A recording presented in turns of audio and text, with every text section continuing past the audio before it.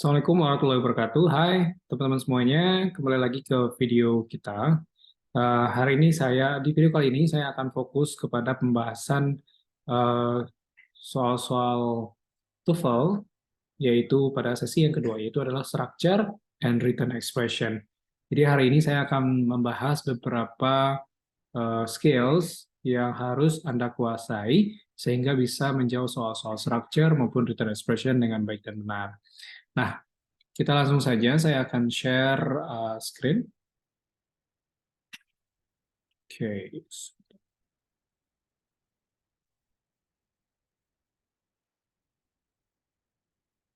Oke. Nah, jadi teman-teman semuanya, di video sebelumnya saya sudah membahas beberapa materi yang berkaitan dengan listening dan reading comprehension. Kita sudah mempelajari beberapa strategi dalam menjawab soal-soal listening dan juga beberapa jenis pertanyaan di soal-soal reading comprehension. Jadi yang utama harus kita lakukan adalah selain memahami strategi dan juga jenis pertanyaan tersebut, kita juga harus sering bahas-bahas soal ya, karena itu kunci dari kita bisa mendapatkan skor yang tinggi. Nah, teman-teman semuanya, di sesi yang kedua itu ada structure and written expression.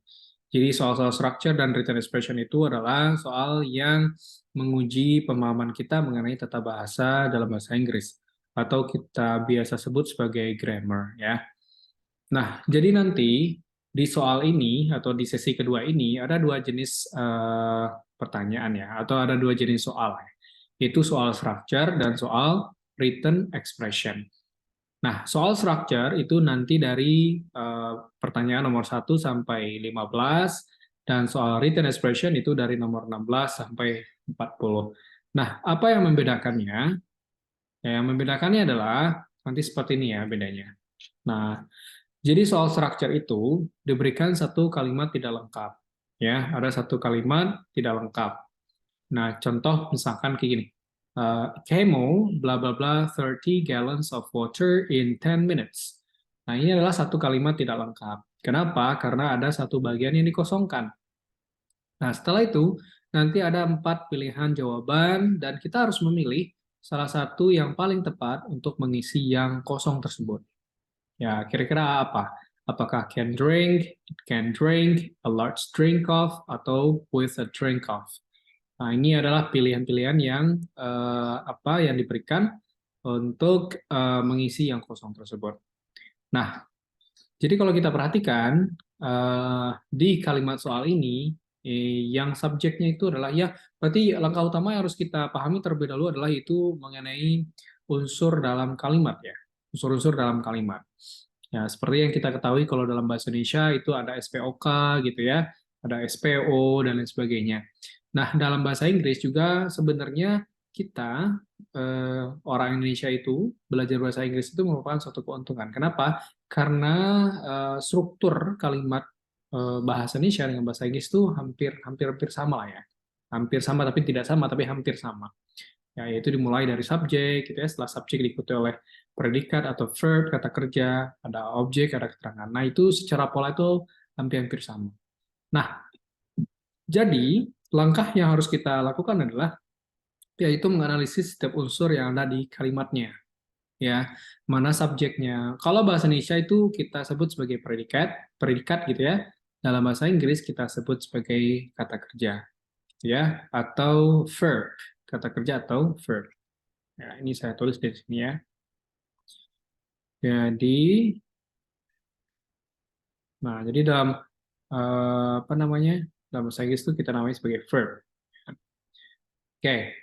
Nah, jadi kalau kita perhatikan di sini, maka a camel itu adalah sebagai subjek, ya, bla bla bla. Nah, biasanya setelah subjek itu secara pola dalam bahasa Inggris, gitu ya, kan pola bahasa Inggris itu subjek plus verb.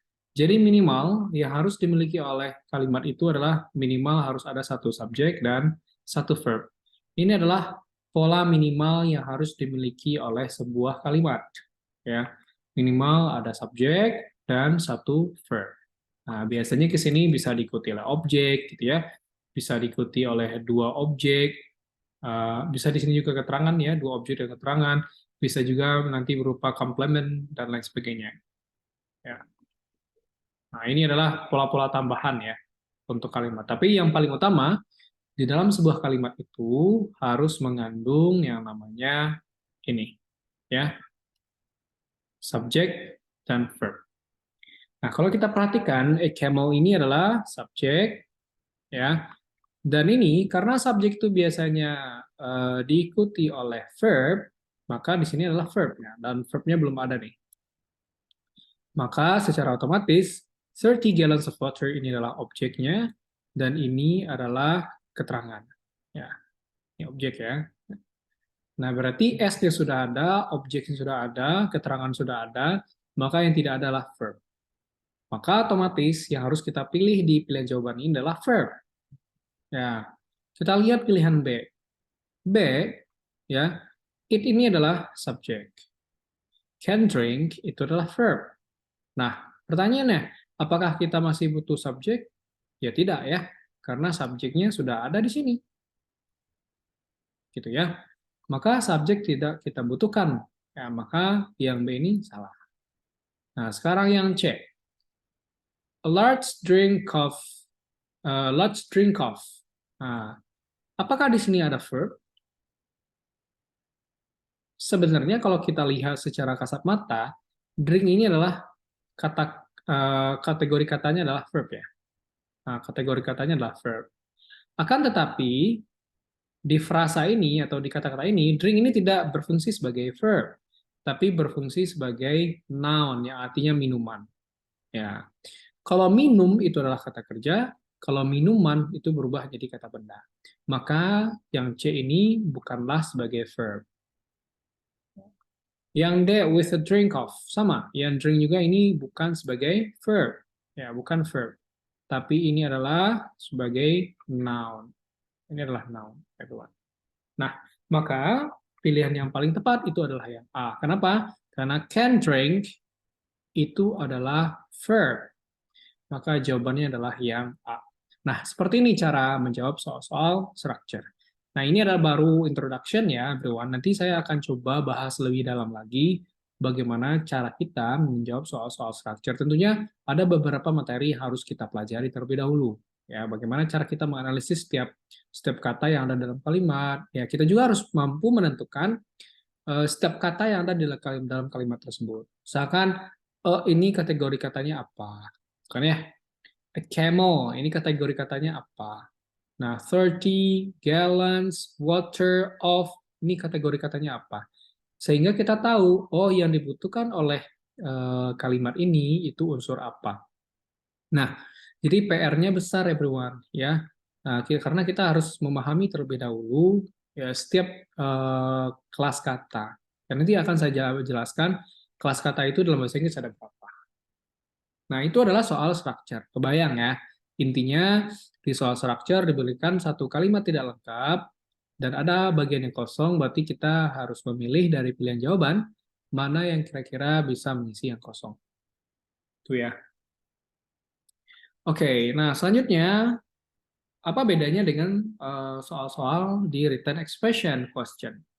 Nah, di written expression questions, kalau tadi diberikan satu kalimat tidak lengkap, sekarang diberikan satu kalimat lengkap. Ya, diberikan satu kalimat lengkap. Dan ada beberapa kata atau frasa yang akan digarisbawahi. Ya, seperti contoh berikut ini. Florida has become the 27th state in the United States on March 3, 1845. Nah, ini adalah satu kalimat lengkap karena tidak ada yang dikosongkan atau tidak ada yang diambil katanya gitu ya. Akan tetapi ada beberapa kata nanti atau frasa yang digarisbawahi. Nah, seperti ini gitu ya. Has become 27th state in the. Nah, di soal written expression itu kita diminta untuk menganalisis secara kritis gitu ya. Secara tepat.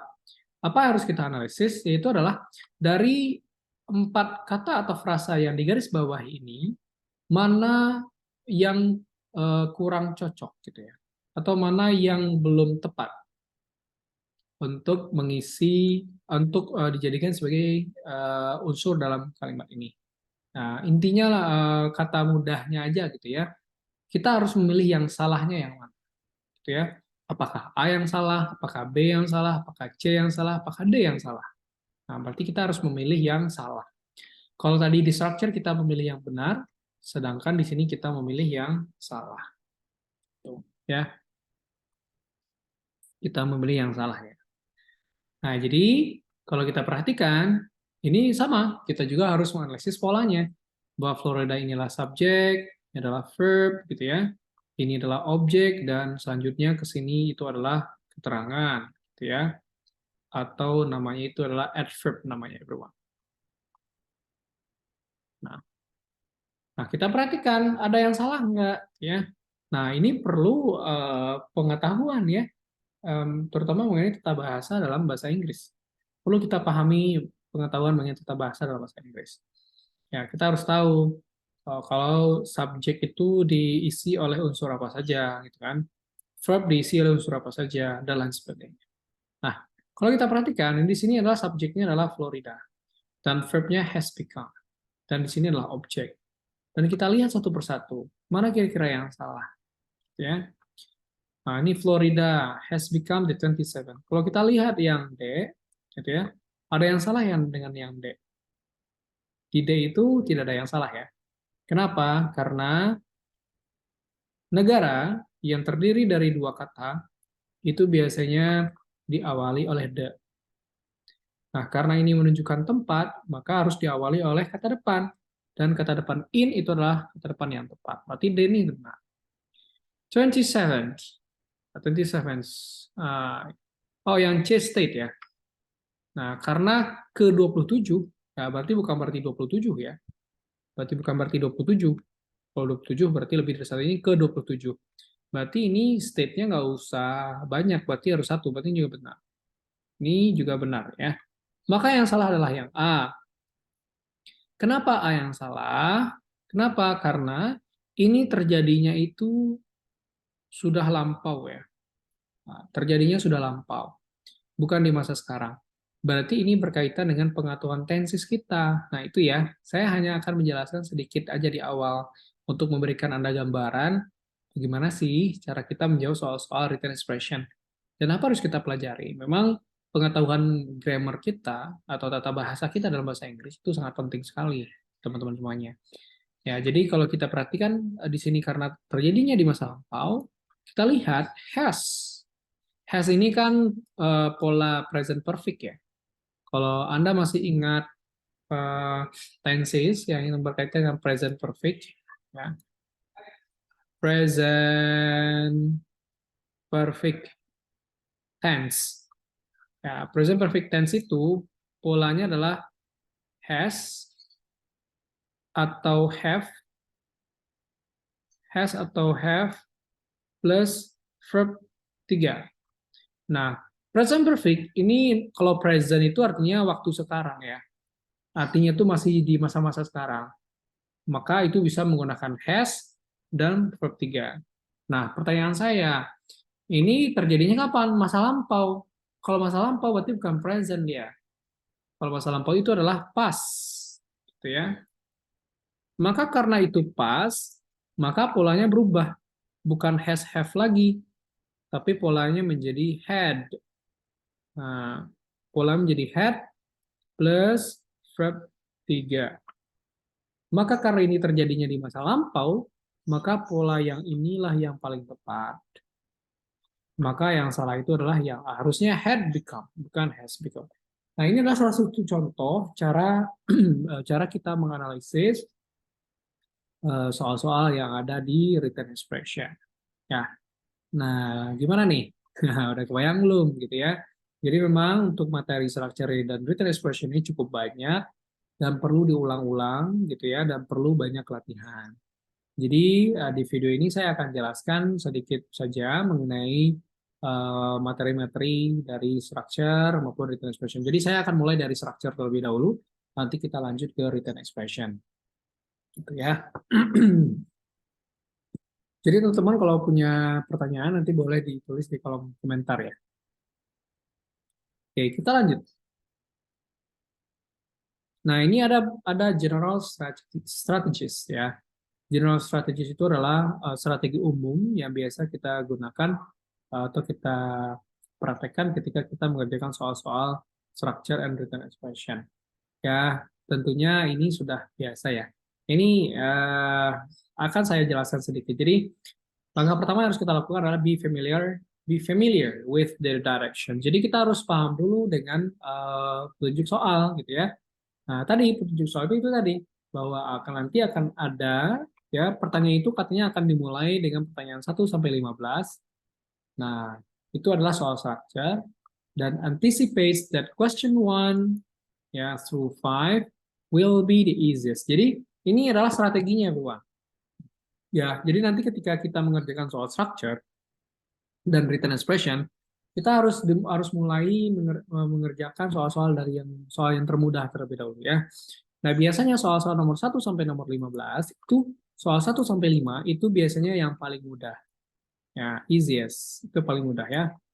Dan soal 11 sampai 15 itu biasanya yang paling susah. Jadi, nanti ketika mengerjakan soal, maka yang harus kita kerjakan terlebih dahulu adalah nomor 1 sampai nomor 10 lah ya. Karena nomor nomor 6 sampai 10 itu ya intermediate lah. Nggak terlalu susah, nggak terlalu juga gampang, tapi menengah. Nah, jadi jangan terlalu menghabiskan waktu kita di nomor 11 sampai 15 ya. Kalau nanti misalkan kita ragu, ya kita bisa lewat lebih dahulu. Karena kan waktunya cuma sebentar ya, everyone. Waktunya itu hanya 25 menit. Ya, sangat singkat sekali ya. 25 menit itu singkat sekali. Jadi nanti dari nomor 11 sampai 15 itu nanti bisa kita jawab di akhir aja gitu ya. Nah, nomor 3, nomor 16 sampai 40 tadi ya, itu adalah soal written expression. Maka nomor 16 sampai 20 itu akan menjadi soal yang paling gampang. Gitu ya. Dan nanti soal nomor 36 sampai 40 itu akan menjadi soal yang paling sulit.